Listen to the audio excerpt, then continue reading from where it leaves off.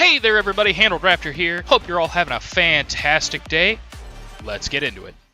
Hey there ladies and gentlemen. Today we're going to be talking about a game called Hades. It's a roguelike hack and slash game available on the PlayStation 4 and 5, Xbox One, the Series S and X, the Nintendo Switch, and finally Mac and PC. This is a game about the Prince of the Underworld, Zagreus, who is the son of Hades. Your only goal is to escape the underworld and with it, your father. There are many characters from Greek mythology in this game, including, but not limited to, some of the gods of Olympus, notable souls of the underworld, Cerberus, because of course we want the big three-headed dog, as well as the three Furies. There is a story here. However, the only way to advance the story is to die, and upon walking out of the river Styx, you have to explore the palace and talk to others to progress the story. The combat is absolutely incredible.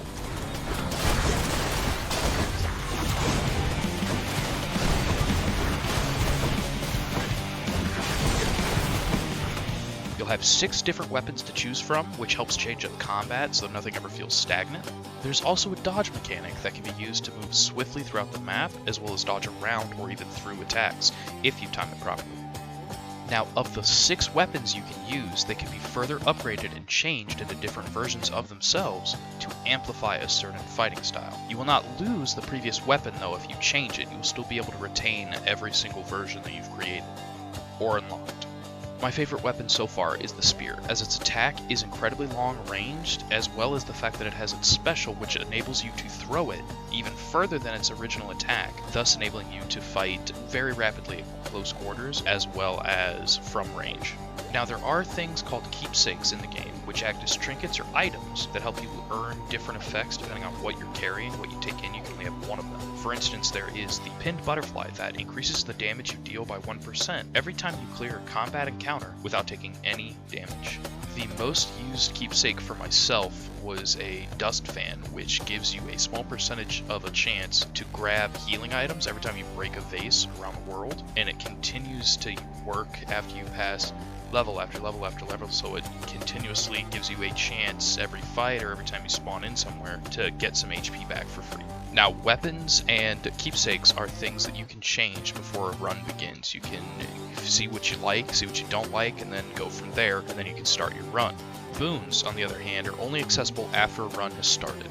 Boons are given by the gods you'll meet, and there are a total of 9 gods you can receive boons from. Now, each boon either augments an attack or passively boosts your character in some way. A few examples of boons would be for Zeus, let's say. Since Zeus is all about electricity, he either augments your attacks to call lightning down from the sky, or if you attack somebody, it makes lightning go from them to then hit somebody else. For my personal favorite, it's Dionysus. Dionysus's abilities add an effect called Hangover, which is basically poison in this game. It stacks up to 5 times unless you get another specific boon that makes it stack up to 3 more, so a total of 8. But basically what it allows you to do is you can hit people and either run away or engage a fight with someone else while those people slowly die leaving the poison. And the final thing for augmenting your character that is only accessible through a run is called the Daedalus Hammer, which affects your chosen weapon that you've taken, and it changes its properties in a number of ways. Let's say if you have the bow, you can either have it shoot an extra 3 or 4 arrows when you fire your special, or you can have it shoot 2 arrows instead of 1 when you're using your attack, but it reduces your maximum range. So some of them just have pure buffs, and some of them are a buff. You'll do twice as much damage, but you'll have half the range. So there's kind of drawbacks depending on what you're going to go for. Now, while the combat is incredibly fleshed out, and the system for gaining power is great, you can't forget about the scenery either. All while you've been fighting, there's 3 different areas of the underworld: Tartarus, Asphodel, and Elysium. Each area has its own art style. Tartarus is a ghostly green from the souls that are heading towards the palace for their sentencing. Asphodel is red and orange since it's been flooded with lava. Elysium is a lovely green and blue, as if you were already in the world of the living, which is why it's meant for the heroes heading toward the underworld. Not only does each area after you begin your run have its own feel and look, you can even upgrade and renovate things in the palace and customize it to how you like. And going along with how well everything looks, the music absolutely just draws you into the game.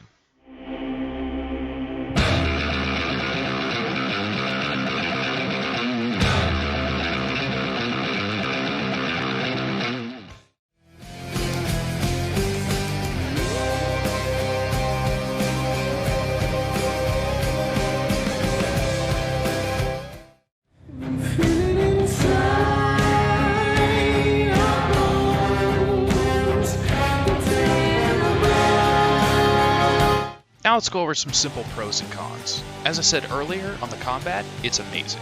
The boon system adds a lot of replayability since you'll never know which gods you'll run into, causing you to create different and unique combinations. And the keepsakes as well add a new layer of customization to your runs, allowing you to venture into the underworld however you wish.